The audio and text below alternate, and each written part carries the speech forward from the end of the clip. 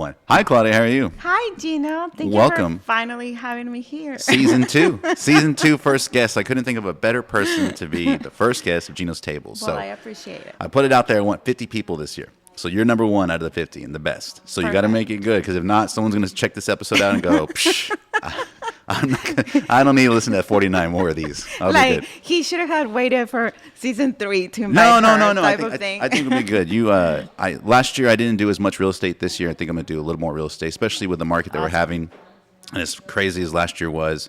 And I think me and you have done this long enough to where we've seen a lot of crazy things. So the first question right off the bat, what has been your favorite year in real estate you've ever had? Like, if you can remember the actual year. Actually, this is going to sound very crazy, but I think it was actually 2008. 2008. Why 2008? Because I started a business in 2007, and when I started the business is when everything was going like to crap. Like everything was like going like crazy. And I remember a lot of people told me like, "Oh my God, you're crazy for So after the crash, or kind of while it was happening? It was when it was happening. Mm-hmm. So a lot of people were like, actually, that's when rates were still doing good. But that's when credit scores went up. Like back when I started, I could do loans at like 490. We had loans 490? Yes, there was loans. Does that person have a pulse? Okay, yes. And I did a loan where this guy was like, okay, I make 100,000. I didn't have to ask him for W-2s, pay stuff, nothing. And I was like, okay, 100,000, you're approved. Here's your loan. Here's your house. Is that just because the underwriters and whoever is in the behind the scenes were just kind of... Because we had a lot of what we call like B paper. Like a lot of, like there was like, you didn't needed a credit, you didn't needed a job, you didn't have to verify nothing. So for anybody that's ever seen that movie, you've seen The Big Short, right? Yes. There's that scene where Steve Carell and his friends, they go to Florida and they're talking to these mortgage brokers, and these guys, total douchebags in the movie. And you can tell they don't really give a shit. Yeah. And they're talking to these guys, and they're like, wait a minute, kind of similar to what you're saying, but more to where they were kind of being predatory. So were there a lot of people like that back then? Yes. So what was happening is, and that's exactly what happened. So then when they knew that all these people were going to default, so they were going to be bad notes, that's when they inundated the market, and they're like, okay, let's sell all this. And people were buying thinking that there were good notes, and then everything was foreclosed. So that's when the market started tightening everything up. So for people that are like, oh, it's going to happen 2008, we're nowhere anything like that, right? It completely changed, because what happened was that's when everything started tightening up. So we went from being able to do a 490 credit to going all the way to 640. Sure. Like from day to night. Which I'm sure made a lot of people upset, but I think it's for the best interest too, right? That's the reason why I loved that year, because a lot of people, so I started from scratch. I didn't know anybody in Corpus. I was like knocking doors, walking, the realtor offices. Want to buy a house? No, like buy a house? Realtor offices, realtors. Bringing tacos. And, so I worked my way into that to where when that was happening, everybody was scared. Everybody was like, oh my God, we're not going to be able to close anything. Well, if you're doing the right thing in my eyes was, why am I going to put a customer with a 490 that can't even make a credit card payment into a house to then foreclose really fast? I mean, these 640 is actually going to help me do the right thing for the client. And for them too. I think a lot of people, it's kind of like a double-edged sword. You have people that really, really want to get approved, but don't realize that, hey, it's just not your time right now. For your own good, though. Not because we're being prejudiced or mean, or, hey, I don't want you to buy a house. Right. No, it's because now the way the rules are, you have to be at a certain standard to be ready to go credit-wise, income-wise, to where that way when you get that house, I'm not selling a bad loan that's going to foreclose. That's the ultimate goal. And that's the reason why, if you notice, I mean, you're the realtor, so you should have noticed this already. There's not as many foreclosures as they were before. Yeah, because you had a lot of people. Because the people that are in houses right now, and I've explained that to people that go, Gino, when's the crash? Oh, I can't wait for all the foreclosures. I'm like, you saying that, one, tells me you don't know what you're talking about.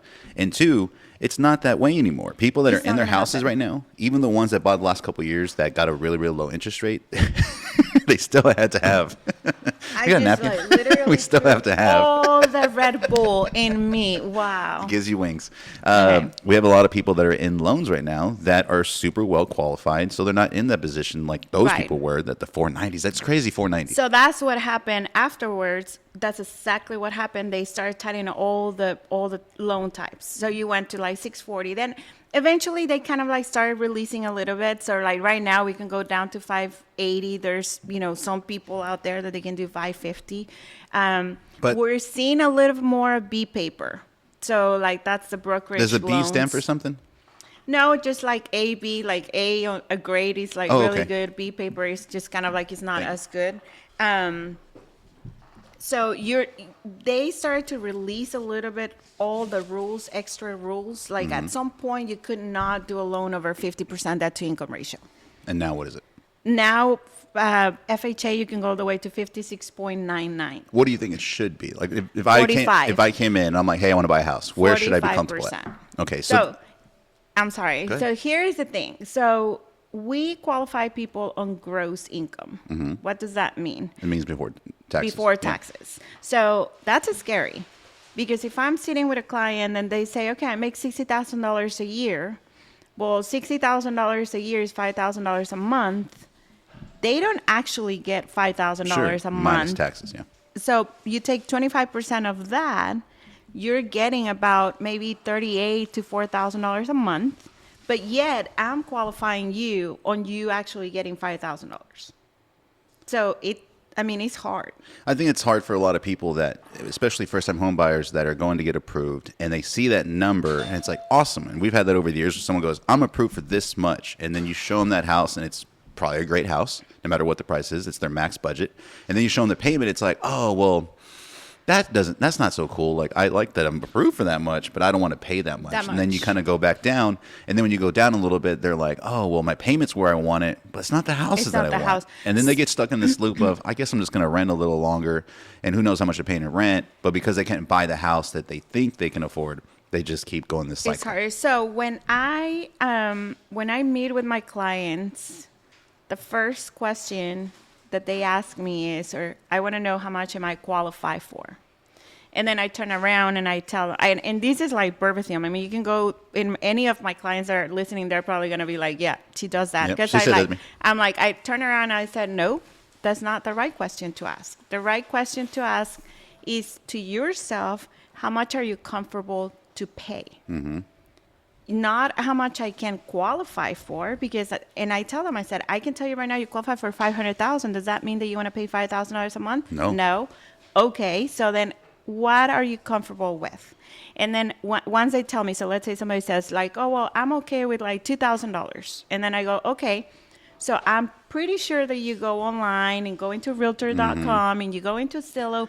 What is the amount of that, like the sales price that you're looking at when you're daydreaming on a house? Then they go I'm ahead. going to pause you right there just because I think a lot of people, before they actually talk to a mortgage broker, they're online. They're on Zillow. They're on realtor.com. And a lot of confusion comes from they have these little mortgage calculators.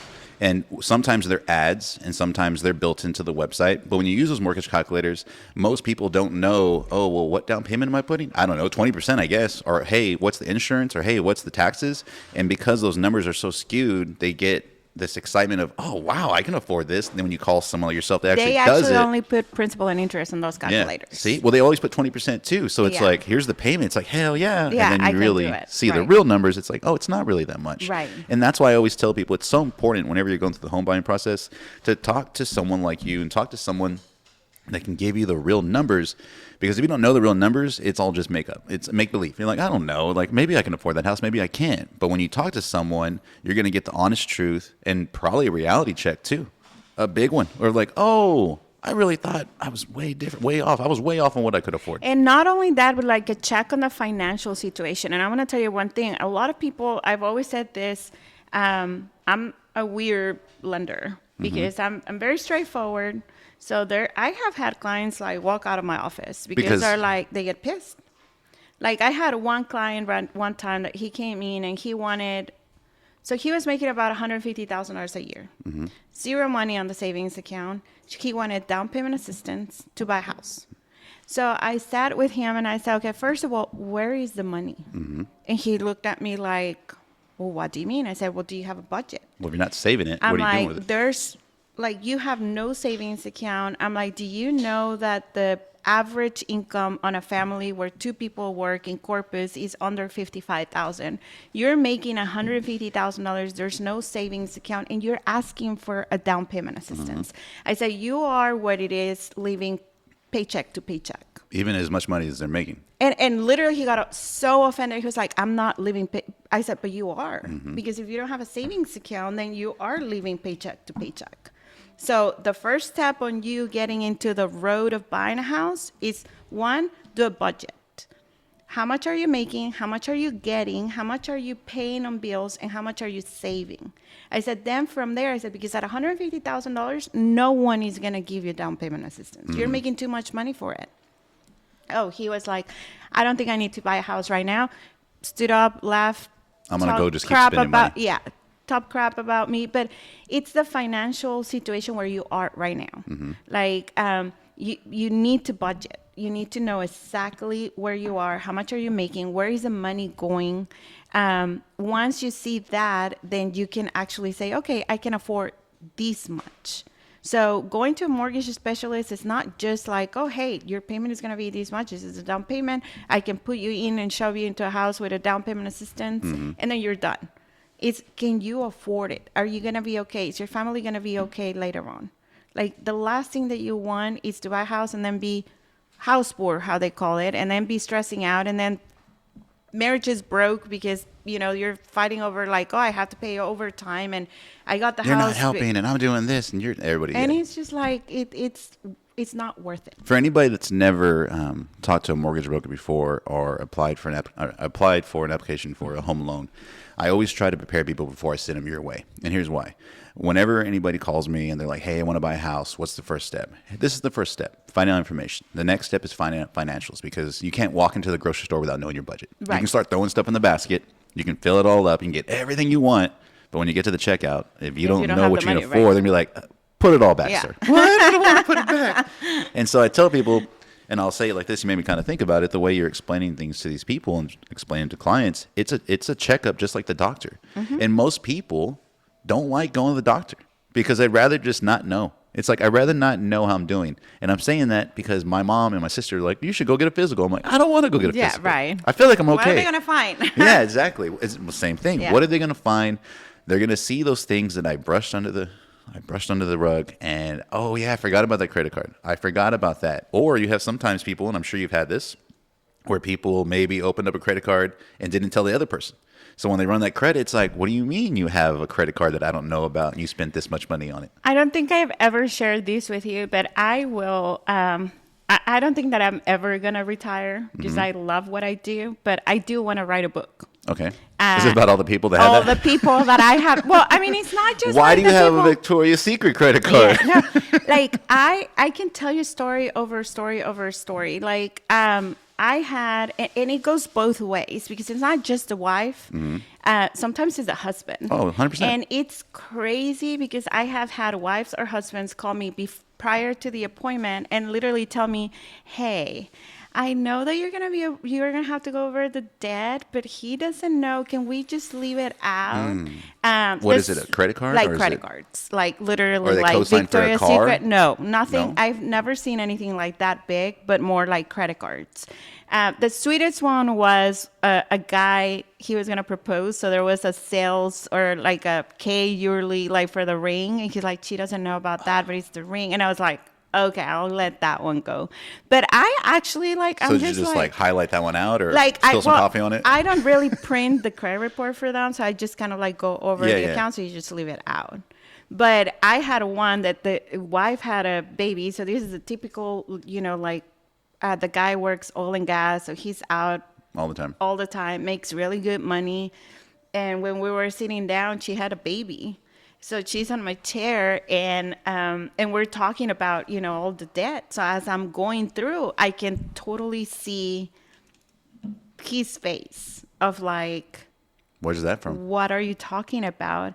And she just started like literally like going like just moving the baby back and forth. I'm like, this lady's gonna fall. Freak out, Like, yeah. she's going to fall off the chair if she gets it. Did she feel like she was busted, basically, right? Yeah, her face completely changed. And I feel bad because I'm like, oh, this dude is like working really hard and they couldn't afford a house because of all the debt that they had. I stood up and I said, I'm going to give you 5 minutes and then I'll come back. Wow. Because they didn't, I mean, he had no clue about all the debt that was happening. So I've seen a lot of stuff. So I'm like, I think I would make a really cool book if I write everything. I think it would be good for people that are going through the process. And that's why it's good to share these stories with people, because there might be someone that's listening going, oh shit, that's why I didn't do it. That's why I haven't pulled the trigger, because I don't know what my debt's like, or I did a lot of stuff before we met, or maybe I did some things to kind of save myself. I opened up this credit card without telling anybody, and I'm trying to pay it off and I can't, or just different things. That's another, I had another one that, actually I'm not really proud of myself on this one, but I guess I saved somebody. But you know, when you get married or when you start dating somebody, I mean, really, you're not going to tell them like, oh, hey, run your credit. Yeah. Like, you know, let me see your credit. Nobody walks up and goes, hey, what's your favorite movie? What's your credit score? Yeah, like literally. So this couple came to me and we were like, you know, okay, well, we want to buy a house. We're going to get married. And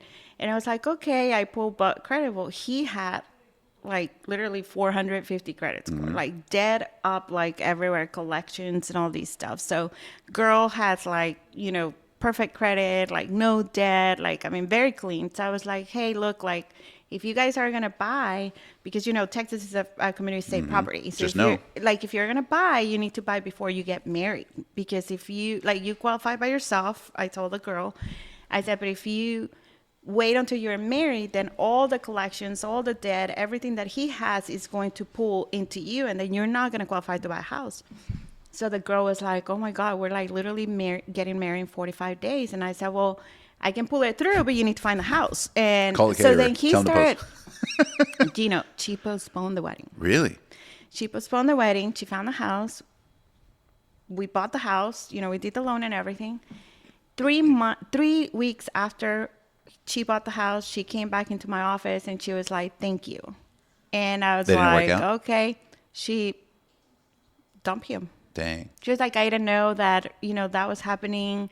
You know, you opened my, I'm like, okay, well, that's not much. Well, that's a hard, yeah, don't put that on yourself. I'm like, I didn't want you to terminate your marriage and everything. Don't put that on yourself, because there's going to be people that, you know, go through relationships where maybe it just wasn't, it was doomed from the start. Right. And there's the final like, oh, okay, thanks. Like, this is why. But I was like, man, I can't believe this. So you see a lot of situations.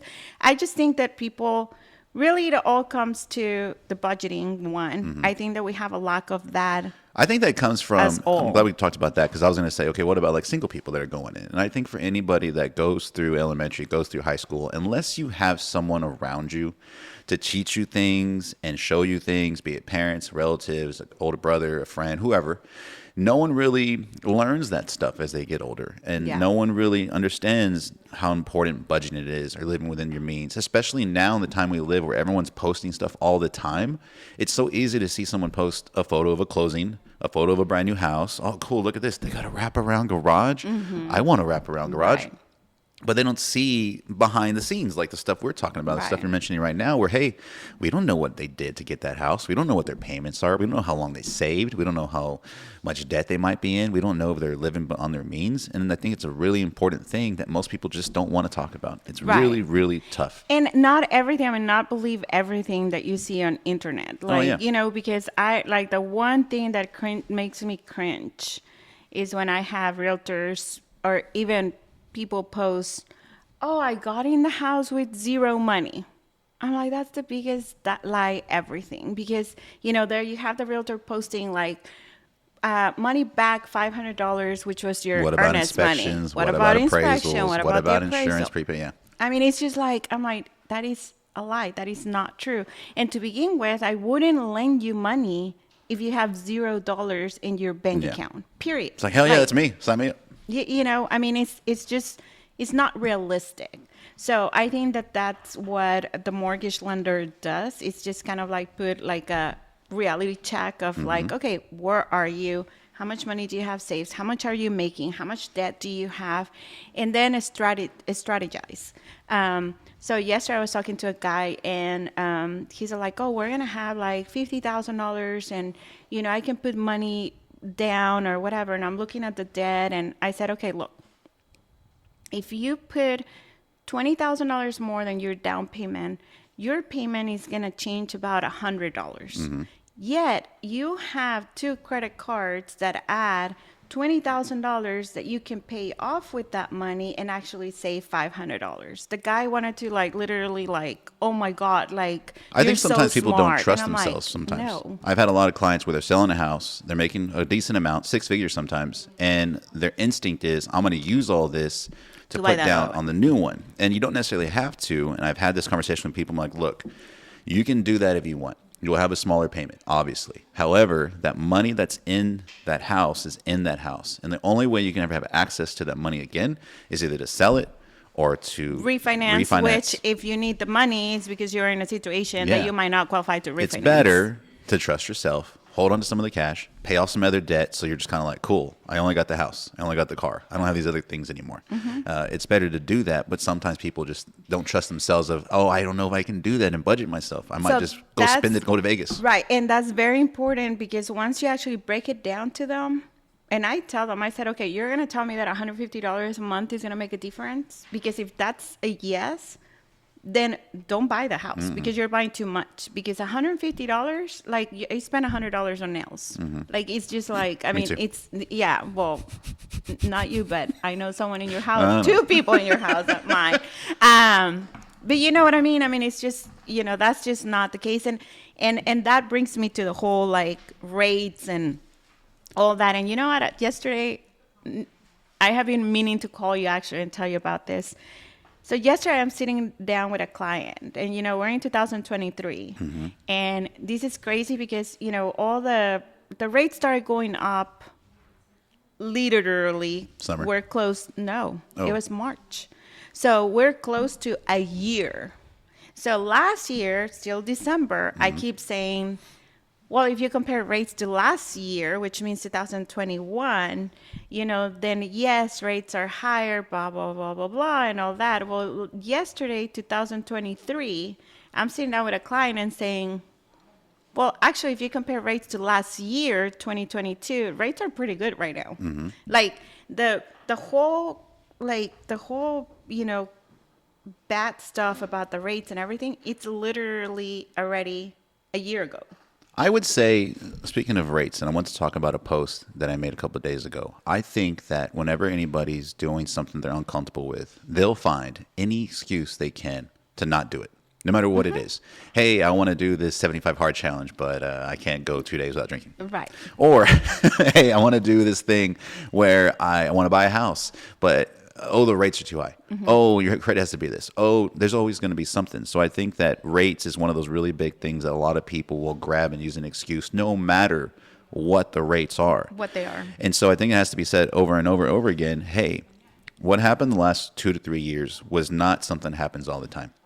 And so I have a lot of people, I'm sure you do too, I'm going to wait till the rates drop again. And in their head, when they say rates drop again, they don't mean 5% or 4%. They mean 2% They mean 2% or 3%. Not realizing that people, whoever refinanced or purchased a home during that time, 2020, 2021, were given a gift. Hey, there's a crazy stuff going on in the world. This is the interest rate. Take it. I'm actually going to correct you on that. Go ahead. And I did send you a graph on that. Okay. Rates were 2 and 3% before too. So when? It's not but you could buy it down or just the average rate? No. The average rate. When? Right before Trump, and I remember this because it was a loan that I had. It was a VA loan. Literally the night of the election or the day of the election, I was. Are you talking about out. 2016? Was it 2016 when Trump got first elected? time? Yeah. Okay. So 2016, that VA loan, I quoted 2.99%. No points, no anything. That day, I was flying out to Arizona for the core summit, and I literally said, I'll lock it tomorrow. It was a Wednesday. And I got to Arizona. When we were landing, that's when they gave the results of Trump won. The next morning, rates were 4.5. Wow. Yes. See, I don't remember that. I don't remember them being that low. I sent you all the historical. Rates have gone. Rates are a cycle. Economy is a cycle. So you don't know. The reality is you don't know when they're going to go back to 2%, 3% or whatever. You don't know when they're going to move. But here's the thing with that. It's math. So yesterday, perfect conversation. I was quoting a loan and I was telling the guy, I said, look, your payment is $2,300 right now for a I think it was $324,000 house. I said, your payment is, say, $2,300. And I can't really get, because I don't remember from top of my head, like how much was the down payment and all that stuff. But I said, and you are right now, say, at a 6.250%. I'm like, let's say in 12 months, rates go down to 4.5% and we refinance. I said, how much do you think your payment is going to go down? How much? And he was like, well, like $1,800. I said, no, sir, your payment is only going to go down to like $2,090. So you're saving about $300 a month, which in a year is $3,900. This whole thing. But what's the price of the house going to be if you waited? Exactly. Yeah. But this perception, I mean, my point is this whole perception of people comparing rates to the 2%. It's really what we do. Like when you're 20 years old and you're super skinny, what do you say? I'm fat. And now I'm like I wish I was that fat. Yeah. But I'm like older and I'm like, oh crap, I wasn't fat back then. I'm fat now. And you're never okay. So if you, instead of comparing rates to 2 years ago when rates were 2%, why don't we compare them to 2007 when rates were 8%?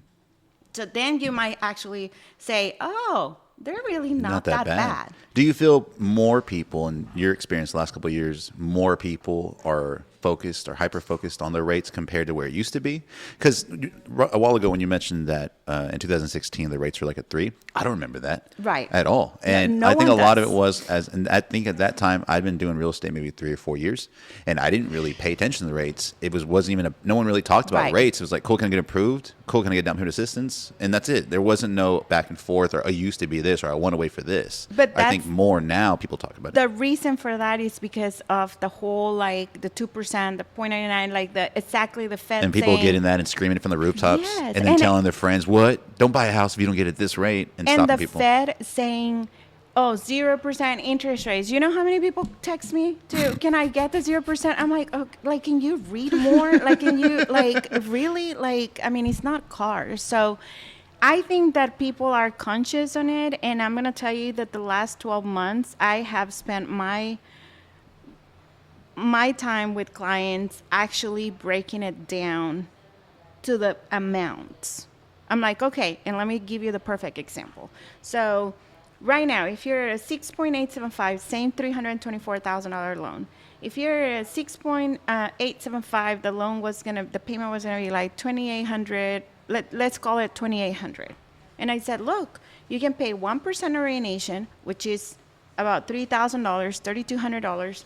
And move the rate down to a 6.25. And he was like, "Oh, well, that's better." I said, "Really?" Then. I said, "Let's do the math. That's $3,200 that you're gonna pay. Your payment went down $60. $60 in 1 year is $720. In 2 years is $1,400. You're paying me $3,200. That means that if you refinance before 2 years, I took your money."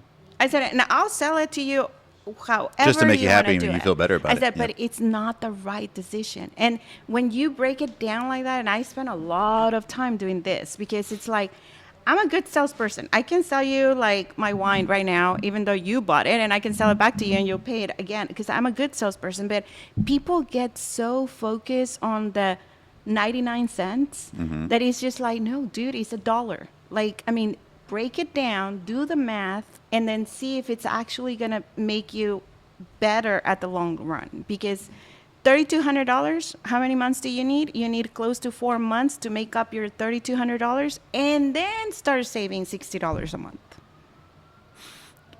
So that was a lot of math. No, sorry. Okay. So that's what I was going to bring up. That is a lot of math. And for people that aren't in the business, they hear that, they're going, "What did you say?" Yeah, I don't want to buy a house. And then my accent too, so they're probably like, "I don't even understand." But buying a house is a big purchase. Everybody knows that, and a lot of people stay away from it because of that. It is easier to go buy a car and you get the keys the same day, and the finance manager at the car dealership is not going to explain anything the way you just did. You want to buy the car now? That's it. You want the keys today? Cool, I get you the keys today. It's this much. Okay, cool. But when you buy a house, it's a long process. And I think a lot of people going into it who've never done it think it's a real quick, like, oh, I don't know. Because I always have and Jessica's heard the conversation over and over and over. Here's what's going to happen. I'm going to send you a link. You're going to fill it out. You're going to talk to my team. Team's going to call you. They're going to answer some questions for you. Because a lot of people think like, oh, if I do this, if I make this call, if I accept this call or fill this application, I'm going to be dragged out of my house. I'm going to go and be made to buy a house today. I can't even stress about that right now. I have so many other things going on. It's not like that. It's a process that takes time. We've had clients over the years that take years sometimes and months to buy things just because they have to get things in order. So don't feel like it's something you have to learn all at once. You can kind of digest it for a little bit. I can't even tell you an amount of clients that have come to me and I actually have like been like, not yet. Mm-hmm. This is what we're going to do. It might take 6 months. It might take 3 months. It might take a year. It might, like you're not ready. And the reason for that is because I feel that everything that happened back in 2008 and all the, the crash in the market and everything, there was just a lot of loan officers benefiting for themselves. Yeah. They were making a lot of money. I mean, back then you could charge 5, 6, 7 points up front to the client. And I'm talking on $100,000, you could make $7,000 just on rate fees because you could. Jeez. Because there was no, nothing that you can stop from that. I mean, loan officers were making a lot of money. When I came in, all of that kind of like started disappearing, and then they put like a cap of how much you can make and all that stuff. You have no idea how much, like sometimes you don't find loan officers that actually care for the afterwards. Mm-hmm. Is it the right thing for Which the isn't family? smart as a business owner in any business. It's like someone coming to your restaurant is like, I'm going to make their money, but I'm going to treat them really bad and give them really bad service. And I don't care if they come back. It's like, why would you not care if they came back and walk away and go tell everybody that place sucks? Right. Don't go there. So I feel like it's very important to me. Anyway, it's very important that a client feels that, oh my God, she actually told me this. And like 5 years from now, they're going to be like, oh, she told me this, mm-hmm. and it was okay, instead of like, crap, that lady got me into this house and now I can't make the payment and now I'm screwed and blah, blah, blah. It's funny you say that. I want to bring up two things. One, I've told a client, like, look, I'm not going to do you wrong because I don't want you to live in this house and be like, man, screw Gino. Yeah. I hate that guy. If I see that guy in the road, I'm going to punch him. Right. I don't ever want that. And so I'm in this business the same way as you. Like, I want to do this for a really long time, and I want people and their friends and their cousins and their kids to one day go, oh, go to them. They're going to help you out. Right. And two, you are one of those people that showed me not only how to treat clients, but how to continue to treat clients. And you're one of the first ones to tell me like, hey, you need to do something and have like a client appreciation party. And at the time I didn't want to. I was like, no way. And the very first time I had a client appreciation party, I was just so convinced no one was going to show up. And a lot of it came from I was scared. And when I first started, I really started doing this not with intentions that I'm going to do it forever. It was a part-time gig. I was working on the radio and it was part-time. I was just happy if I sold 1 or 2 houses. I wasn't thinking 5 years down the line, 10 years down the line, which is weird because this year will be 10 years I've been doing this. I wasn't thinking that far along. Years? Yeah, I'm the old guy now. I wasn't thinking that far along where it's like, hey, I have to worry about these clients sending me repeat business. Let me just make the money while I can. Right. Which I think most people probably feel that way. They get into sales. It's like, oh, it's a means to an end. But then when it becomes bigger than that and becomes bigger than you kind of have to accept the responsibility of like, hey, I'm responsible for all these people and their lives going forward after they're dealing with me. And I really have to change the way I think about it. I tell my clients this phrase too. I said, look, buying a house, it's one of the things like when you have your first baby. Like you're always going to remember everything that happened, the nurse that helped you, the doctor that was there, how did they talk to you? Yeah. Well, and it's because it's a very important part of life. Sure. I mean, you're never going to forget anything. I mean, I can tell you the color of the binky that Alexa and Andrea got, and I mean all of these stuff. So buying a house is the same thing, and that's why I tell them you need to make sure that you're comfortable who you're talking with. Sure. That even including myself, and that you're gonna try to have the best experience that you can. Because if it's not like that, you're always gonna remember that, and you're always. I mean, do you remember the very first time that you bought a house? Oh yeah, it was horrible. It was horrible. And here's why. I didn't even have a realtor back then. It was just it was a situation we won't get into, but I was basically, and it was during that time, 2007, 2008, where I was, how did I get approved? I wondered. I was like, I shouldn't have got approved. I can barely afford Taco Bell right now. How am I getting approved for this house? But I did, not understanding it. And I wish I would have had someone like myself or Chris or anybody at the time to tell me, hey, this is what you're doing. Are you sure you want to do that? And they probably would have told me, you shouldn't do this. And I would have been like, yeah, you're right. I shouldn't do this. Because at the time I shouldn't have. So the first time that I bought a house was 2004. Mm-hmm. And the one thing that I told the guy was on the phone, I do not want an interest-only loan. Mm. Same situation. I don't know how I got approved because I was on a salary and my paycheck per month was $1,800. It was for the month I was making $1,800 a month. So I was like, I don't think I can afford to buy one, but I applied. Mm. When I went to a closing table, I'm signing documents and they're going over it and they're like, do you know this is an interest-only loan? And no. I cried. But that's when they're jiggling your keys and they're like, I mean, I have to sign it. And well, that brings up a good point. So a lot of people, whenever they're looking to move into a house, they're coming from different situations. Maybe they're moving from their parents' house. Maybe they're moving out of an apartment they've been forever and they're really comfortable. Maybe it's a breakup. Maybe it's a new marriage. Maybe it's all these different things. At the time when I bought that house that I'm talking about, it was me and Gina, my sister. We moved in together. And it's funny you mentioned those numbers. I remember the payment was like maybe $1,800, $1,900. My paychecks back then, every 2 weeks, were about maybe $880. Yeah. So like, wait a minute. After these 2 paychecks, where do I get the extra $300 on top of insurance, electric, gas, everything else I was going through? But they did it, and I don't know how we were able to manage it. So you were pretty much like doing the hard 75 bike then, not cheating. Okay. But the reason I did it, and this is where I'm trying to get at, I was just young, and I was ready to get out of my parents' house. I was dating, and I was like, I don't want to be here. This is embarrassing. Like, all my friends had apartments or had their own places. But kind of going back to, I didn't know what they did. I didn't know how their savings were. I didn't know what they were doing that they weren't telling people. Right. I just thought, well, if they can do it, I can do it. And I didn't do myself any favors. I screwed myself for the next few years.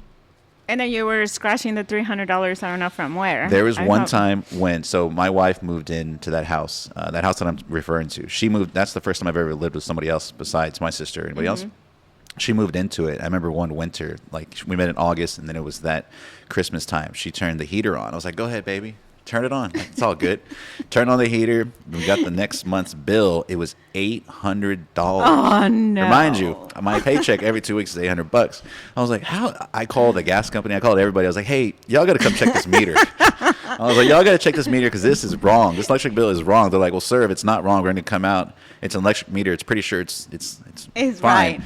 It's $75. I'm like, let's roll the dice. Like, come on out. Come check it. Sure enough, I owe the $75 plus the $800. So, yeah, we're not allowed the heater in my house. Oh, but my God. It just goes to show, like, I was not ready at that time. Right. And it's nice to let people know, hey, you're not ready. You shouldn't do that. And it's just, that's the thing. It's just very important. Like I said, don't believe everything that you see, what you're reading out there. I mean, a lot of people are like, oh, well, my friend got a 1.99%. And I'm like, do you see the documentation? No. Well, I'm like, you know, it's funny how people go and brag and whatever, and that's probably the guy that didn't get the 2% and got the 4% and got screwed, and, you know, he's just telling you But why would he tell anybody that? Yeah, no one's going to tell you the bad stuff. Because, that's why we're doing this right now. I'm exactly. telling you the bad stuff. I'm telling you the scary things that can happen when you go through the home buying process with people that, one, don't care or don't know what they're doing or inexperienced or are just like, this is a part-time gig. Nothing against if it's your part-time gig, but some people in those situations, not all of them, some of them are just doing it to a means to an end, like I said I was. Well, and I mean, mainly that they look at it like as just a one-time deal, like kind of like the fast food restaurant. Like, okay, go through the line really fast. I'll help you, and that's it, and bye. Like, I don't care about what's your name or anything. Then you go to the mom and pop shop, and he's like, oh yeah, hey, you know, like yesterday, Andrea's in town, and she texted me. She was dying because she's like, Mom, like, what is this? And I was like, what happened? She's like, I went to a restaurant to have lunch with a friend, and I walked in, and the host starts like telling me, you're Claudia's daughter, I see you on Facebook all the time, and you know, like, I mean, the relationship, like right, like she's like, you used to come here when you were little, and now I follow your mom on Facebook and da, da, da. Well, it's going back to what we said a while ago. It's like you can either, there's some business owners that are in town that are not like that. Right. They're small business owners and they don't treat it that way. They treat Right. it like, I don't care. It's like, really? Yeah. And then you wonder why their doors are closed. Right. Like, oh, okay. And then you what don't happened? make it. Right. So, yeah, I mean, I think overall, like I said, I mean, I think that people need to just make that first step. I know it's scary, and a lot of times they're not going to tell you yes right away, but there's a reason why they're not going to tell you yes right away. You want them to tell you no. You don't want them just to rush it through no matter what. You want them to tell you no, you're not ready. No. Not yet. Like, not yet. Because I feel like another thing that I noticed that, you know, that I keep seeing and people are very actually appreciative about it when they come to me, is when you have a client that, you know, comes to you, okay, I want to apply for a loan, and then you pull the credit, and the credit is very low. Any other lender is like, oh, let me ghost them, like they'll disappear, like oh, I'm not gonna waste time working on it. And then, you know, you have like my team is trying to, okay, you know what, this is what you need to do.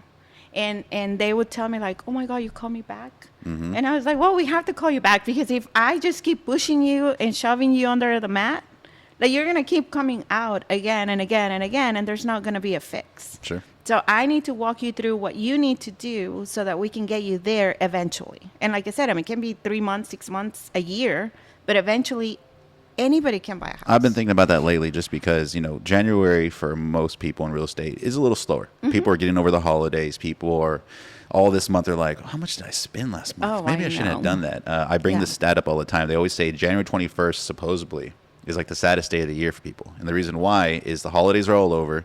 Credit card bills are in. They're really trying to get a gauge for like, am I doing what I want to do this year? Da, da, da. I know that sounds super sad. I'm not trying to be that. But I think, and I made a video this morning about it, everyone's kind of going through those same feelings right now. Everyone's trying to get a grip on, all right, what's this year going to be about? How are we going to do things different? I want to do things different. I really, really do. Like, I don't want to make the same mistakes I made last year. And so I think that, you know, people need to realize like, hey, take your time with it.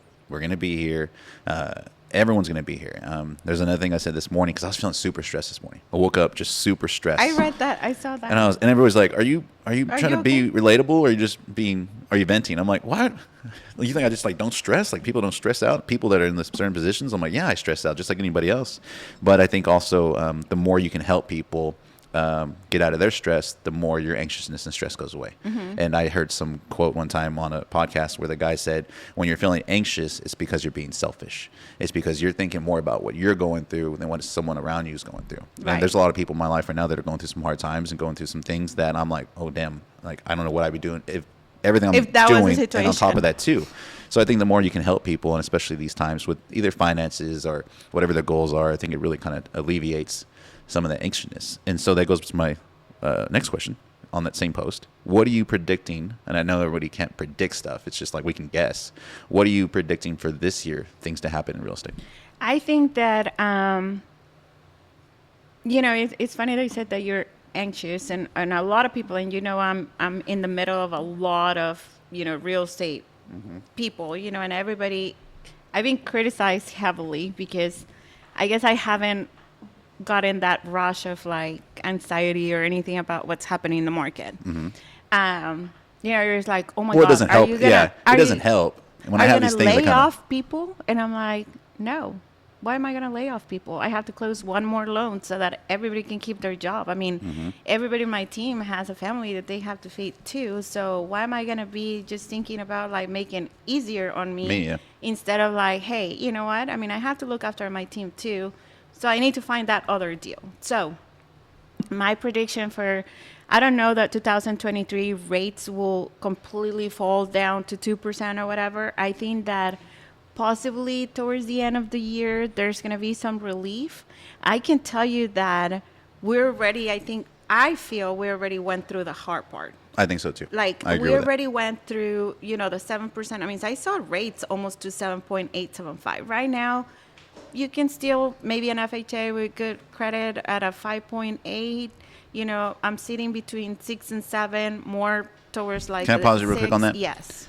Because there was maybe 5 or 6 months ago, you had one of your monthly luncheons, and you had texted us, or you came up to the table and said something like that. And I remember thinking to go, she's crazy. Rates going on that high. Oh, yeah. That one, for anybody listening, you are a person that is on the inside, if you want to say it that way. You see these things, and you read these things, and you know these people who are controlling these things more than anybody else.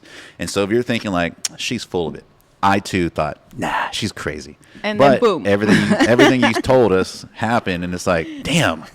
So that's why I'm asking you. And if you feel that way, I believe it. Well, people sometimes say that I'm a witch. A witch. It's No, a W. Yeah.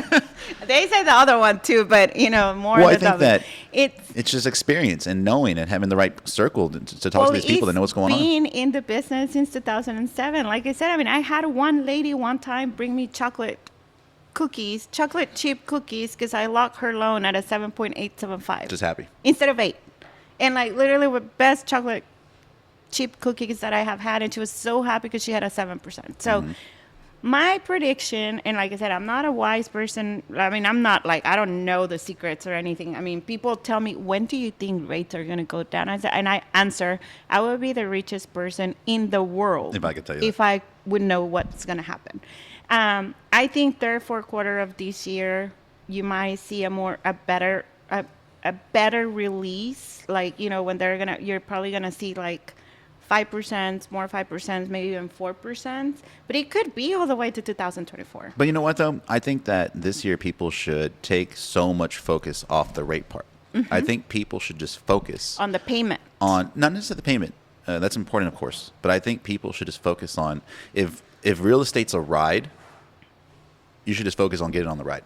Because a lot of people standing back just watching it. They're watching people go up and down on it, and that's normal. That's the way it happens. But for anybody that's already on that ride, if they were to say, all right, let's just fast forward 2 years, that person always is going to be in good position compared to the person that's not on. Absolutely. And I want to tell you one other thing. Like, if you go around and you check how much rents are. Yeah. Oh, my God. I heard yesterday it's a 1,280 square feet apartment, 2-bedroom apartment, 2 bathrooms. 1,900. You More? think? Is that a lot? $2,900 rent. Is it like a sky high? What is that? Just a regular apartment? It's an apartment. God. Like, it's a nice community apartment, but an apartment. But where is the money? That's why, like, I see all these stuff, like, where they say, and these I really like these saying, when they say, okay, you're worried about paying a 7% interest rate on your mortgage, but you're okay paying 100% on rent. But we got a pool. We got a barbecue pit. Well, yeah, but it's just like, I got people stepping upstairs, just jumping up and down. I think people need to really, like I said, just put the numbers, do the math. And unfortunately, when you call those like loan companies online and all that stuff, and I'm not trying to talk bad about anybody, but you really truly need somebody that knows the numbers and can explain it and break it down for you. They got to be someone. I've told people where they come with an online lender, and sometimes you might get lucky and talk to someone that actually gives a shit. But most of the time, they're never going to see you. They're not going to see you at HEB. They're not going to see you at the school. They don't care. It's like, whatever. Like, this is a person on the computer. The sad part is that it's not even loan officers.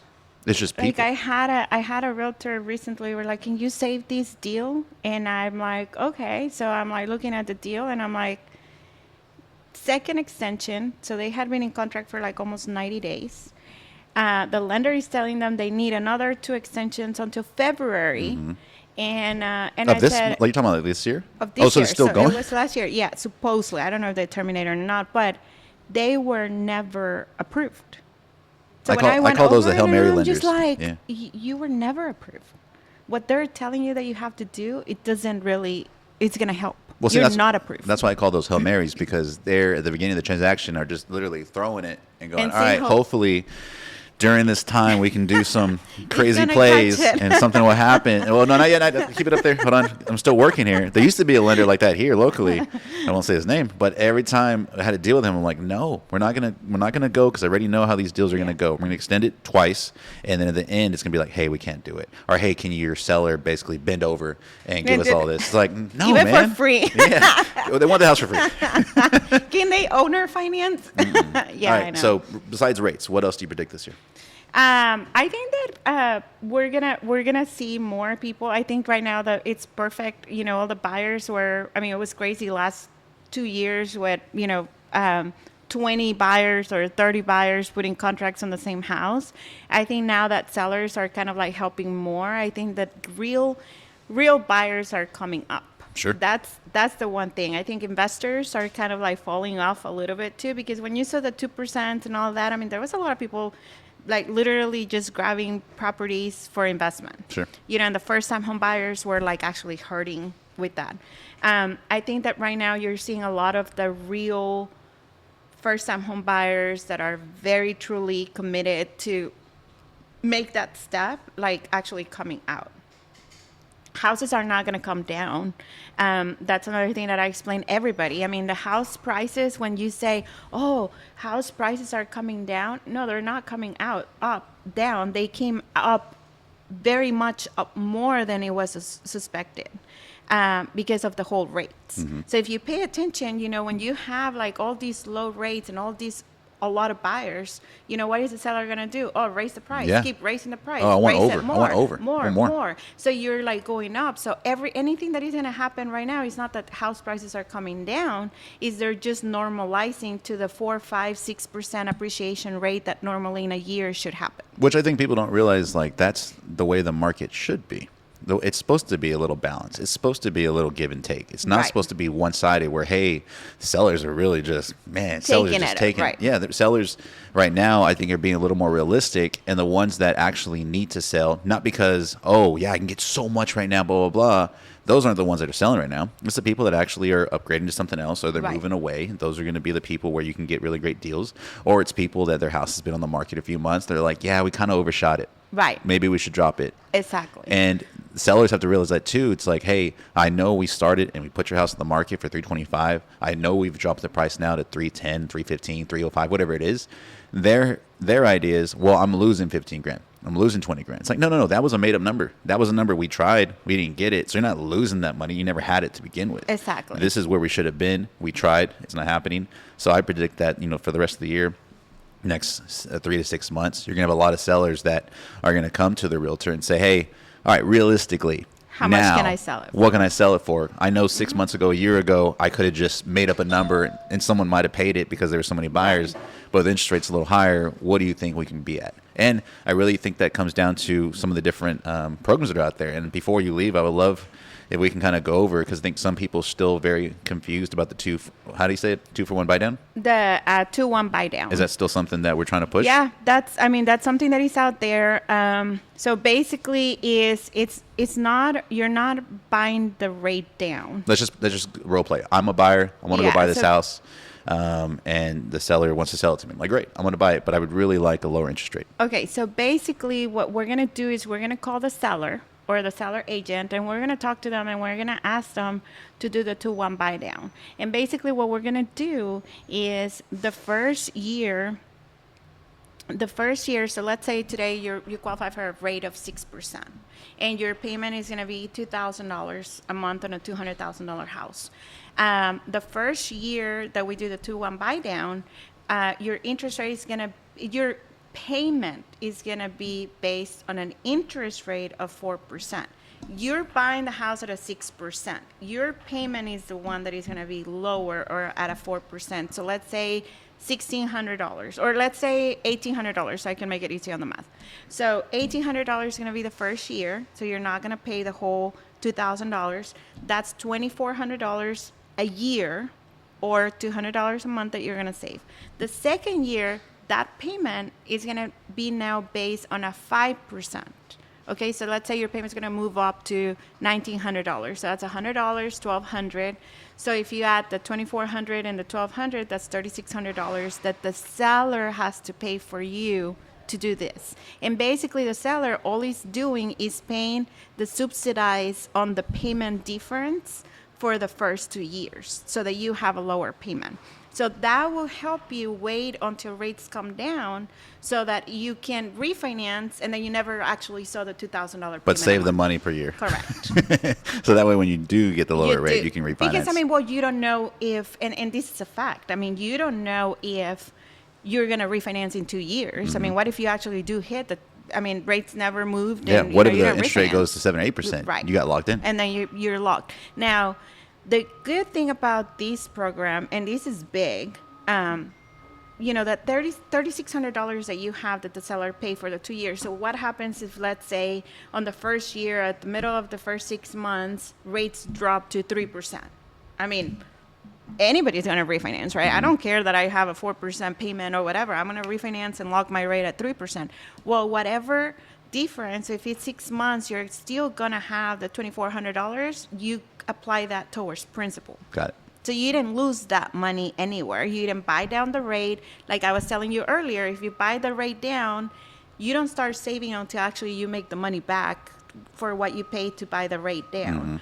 And that's it. I mean, you refinance, you're going to lose the money. On the 2-1 buy down, you actually have that money there that you can keep it for the principal. So you don't lose the money. So this is the third time you've explained it to you. And I'm like at 80%. So if you need a home loan and you live in Corpus Christi or surrounding areas, Claudia Mostaghasi, where can we find out more information about you and your team and everybody that helps you do what you do? So my hashtag is Close with Claudia. Okay. So my website is www.closewithclaudia.com. My phone number has been the same forever, 361-774-0002. I don't know if I told you, but my first loan, the first loan that I closed ever, she called me not too long ago. And she's like, I didn't know that you had the same number. Sweet. I'm like, Just wanted to know the yeah, house? I Hell did. yeah. She was looking into refinancing. So 361-774-0002 and Facebook, Instagram, you know, whenever. I mean, we're 2301 Airline, so you can stop there by too. I would love to have you back because I didn't even get into all the stuff you do for people here in the community, Thank you. not only outside of real estate, but inside real estate. There's been plenty of times that you have done things or held events where you've brought speakers here that have helped me excel my career just because it is nice to hear from others, hey, here's how I'm doing it. Here's how you can be better. And it's like, oh, I didn't think about it that way. So thank you for all that you do for all those other people, and we'll have you back for that. Thank you for coming in today. Perfect. Appreciate Thank you you being for the first having me. guest. Go to Thank you. Gino's table. Before you leave, I need you to grab a Sharpie so you can sign Oh, yay. anywhere on the table, as big or small as you want. The silver comes out really, really nice. This is Gino's table. I believe everybody brings something to the table. Claudia Mostaghasi, you bring a lot. So thank you for coming in. We appreciate you, and I can't wait to have you back. Thank you. No Thank problem. you so much. I love being No problem. here. Thank you.